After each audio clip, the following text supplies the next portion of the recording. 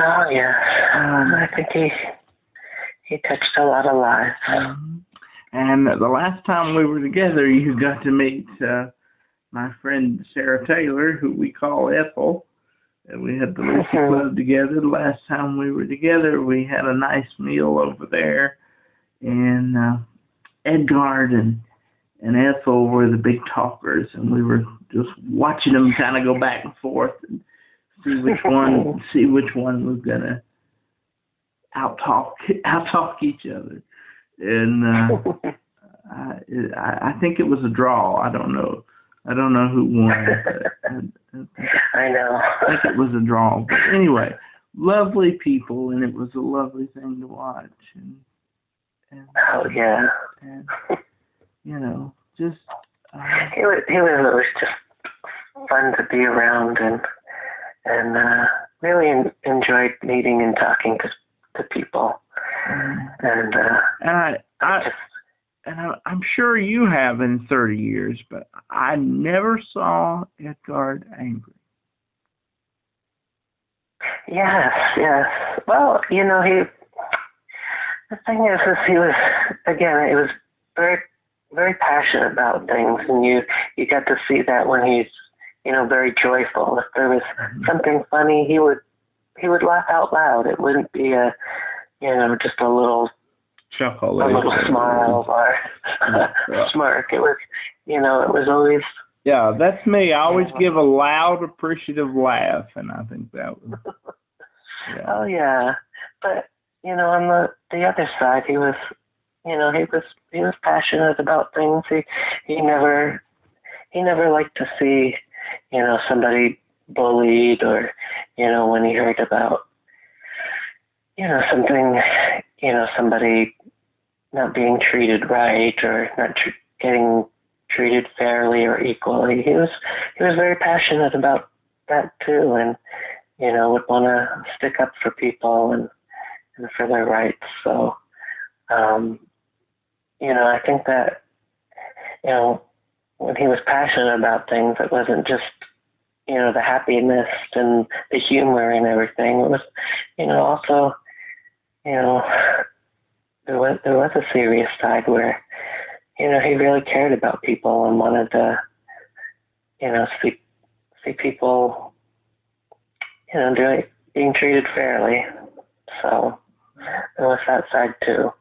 Well, and I know the answer to this question, but what and when influenced your decision to come to this area, and what do you think he gained and you gained from being a part of Wick County?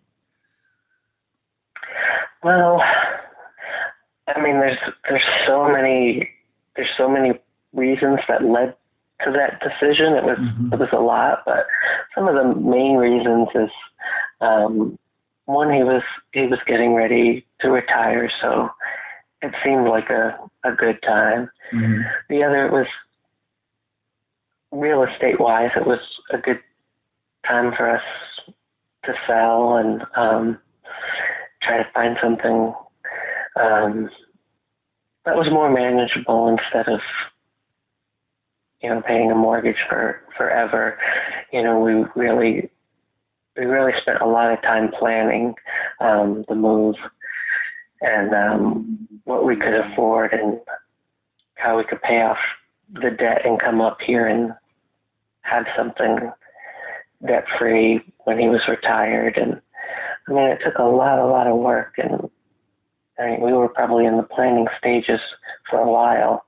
But initially, I came up here and I visited a friend who lived up in the area, and I just really fell in love with the mountains and this whole area. And then I came for it. That was in February of 2015, and then October of that year, I came for a second visit and stayed longer and got to see a little bit more. And by January, which was just a couple months later after that October visit, that was 2016, I think. And we came up together, and that's when we were up here for the week, we had seen the Betty Lovette concert at the Barter Theater. And besides loving the concert and the theater, this was his first time up here, and he really, really enjoyed the area, and just so enthusiastic. And then we spent pretty much from that January, throughout really doing research, about the move and the costs and everything involved. And then I came up first while he was getting the Miami house ready to be sold. When he came up by the end of the year, and we rented a place, and then finally found our house. And that house is the former Dewdrop Inn of Route 21 on now Peachtree Lane. By that time it was, we sold the Miami house, and what little we had left after, paying debts and stuff, it was, we were looking for the best of the worst. We used to joke about. And we found this place that hadn't been lived in for years, but he saw something in it and just immediately liked it. And we looked around, and not to be too over anxious, but I think we made the offer, probably within less than 15 minutes. And we just jumped into this new adventure. And that was something where his love of learning came back again, because we had to do a lot of work on the house, and he hadn't done a lot of that handyman work, and so from the very beginning he was always on YouTube, like looking up how to do this project or that project, and he would go to Lowe's and he'd ask them, what kind of parts. And he really endeared himself to a lot of the employees that were there. And they genuinely wanted to help him. And he would come in and, I've got this new project I've got to do, and and I've seen some videos, and is this the right part for it? And I said, no. Let me show you this other part. It'll save you time and money. And they would, they'd help school him on that. So, between YouTube and those employees, he got a good education. And he did the plumbing here, he did the flooring here, we did the porch, and some of the walls, and just even the one last thing we were saving is, he said, I'm never going to touch electrical ever again, and it might be dangerous, and I don't want to risk that. And after calling about 3 people who never showed up, it just turns into I'm just going to watch a couple videos and see, and ask some people at the store and see what happens.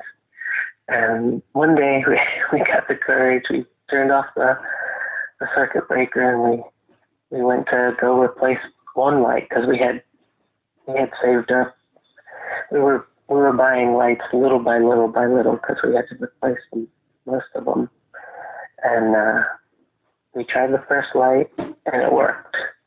And we said, well, let's try the second light. And we went the second light, and we ended up changing 11 lights in the house, and 3 ceiling fans, and 2 stove hoods. And so in the end, he was really, really proud of himself. And that's one thing I'd say. He's, these last, 5 years up here, he did enjoy his retirement, and as well as he was doing a lot of work around the house and the yard. We learned gardening, we took the master gardener's class, and grew some vegetables, and put in some flowers and plants. I mean, he really put everything he had into, the house and the yard, and truly enjoyed. He enjoyed. And truly enjoyed the work, the work that he was doing. He did, and he was so proud of it. So proud. He was, because it was something he truly didn't know and had to learn, and learned it and tried it, and hey, it worked out and it came out great. And he was really proud of that. And with each new skill he acquired, he, was more and more confident to tackle the next project and the next. And yeah, he was very, very proud of that. And of course, you and he were embraced with many friends here in the community, and so many people that there are a lot of people around here that you guys mean a lot to. Oh, yeah. No, it was really great, and we didn't really have that in Miami. Mm-hmm. Not like this close-knit community that we had here. Mm-hmm. And that was very, very important. We weren't really sure what to expect. We were definitely strangers in a strange land, and mm-hmm.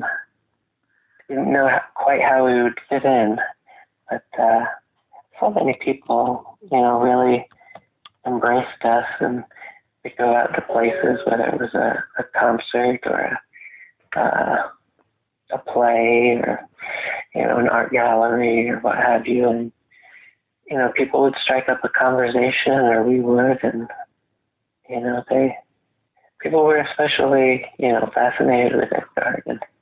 And he was a great storyteller, and just always liked meeting people and learning from them, and living in that moment of the experience of spending time with people. Did that influence your decision to get married when you did, as opposed to decades ago, or in a different place? Well, yeah, I think so. It was. When was your wedding? It was in June of 2019, mm-hmm. And I think it was some nudging and encouragement from some friends who probably were more excited about planning a wedding, and we wanted it very, very simple, but it ended up turning out really nice. It was on a farm with, a few people. We had some nice musicians, but after so long, you have to remember, we weren't able to get married when we had first met. And so many years had gone by, it almost becomes, well, at this point, do we really need a piece of paper to legitimize this? Exactly. And that's one of the things I was going to say. You and Edgard really didn't need a wedding to. No, we didn't. But in the end, I'm glad we ended up doing it. Mm-hmm. Ended up just being a nice party to kind of celebrate being together. But in many ways, I kind of think of it as, maybe we were married in, some other non-legal way, mm-hmm. Decades before. Yeah. Well, how many total years altogether? That was a good 30, 31, 31 and a half, something like that. So really and truly a lifelong relationship. Oh, yes, very much. So my last question, what can we as your friends do, what is the thing that you need the most to be able to continue, and what can we do to help ease the pain that you're going through? I would just say that I'm just so grateful for all the many people that have reached out and offered support and kindness and love, and it's really just maintaining that friendship, and give me a call, send me a message, and I don't want this to be the end of friendships or getting cut off from the world. I don't want to be a hermit. No. Are you planning on staying here and with them? Oh, I am. I don't know if it's going to be forever and ever, but definitely I don't see me going any place soon. Mm-hmm. So many people have just been so nice, and I feel comfortable here, and a lot of our friends have felt like extended family. I want to enjoy that, and realize it as the blessing that it is, mm-hmm. and embrace that. Plus, you put too much work into the place. You don't want all of your hard work and Edgard's hard work to be in vain, right? Oh, sure. Yeah, sure. And you all made that place together to enjoy it, so you still can. Oh yeah. Oh yes. So. Oh yes. Well, thank you for this talk with me. I hope that it was a comfort to you in some way. I'm very honored that you chose me to have the discussion with. Thank you. I'm glad to honor him, and it makes a nice memory. You can have pictures or figurines or things around the house to remember somebody, but this podcast will be a memory too, and something I'll go back and listen to, and something that will be nice too for his family. I know they've been reading a lot of the well wishes and nice comments about him, and I don't think they realized how much love and support there was for him in the community. Mm-hmm. And I know that's very heartwarming.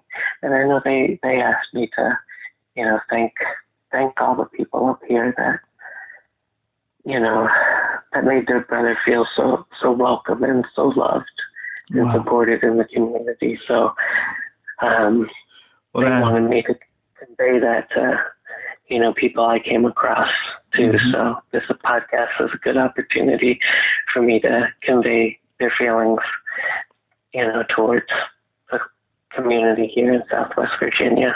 Well, I hope so, because he was very loved, certainly by my family and I, and so are you. So, and thank you, Zach. I think it's important to say that that's not going to go away because Edgard is gone. You touched as many lives and had as great an adventurous spirit as he had, and you've been a great asset to our lives as Edgard was, and his spirit will continue to live on. I mean, we all hope to, whenever our last breath is drawn, we all hope to say that we've lived life the way Edgard did. I mean, you can't squeeze any more life out of the years than Edgard did. If he'd lived twice as long as he had, and it's only for us that we weep, because I know that Edgar left this world without any regrets. And yeah, and I know that, and you know, I don't know where you are spiritually with this, but I know that there's a better place somewhere, and I know that, I mean, there's got to be something better than this, right? And and whatever that is, wherever that is, I know Edgard is there. Oh yes, yes.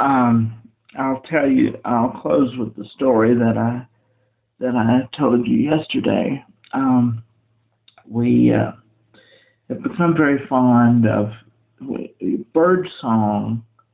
Is very emotionally healing, and being in nature, being in the sunshine.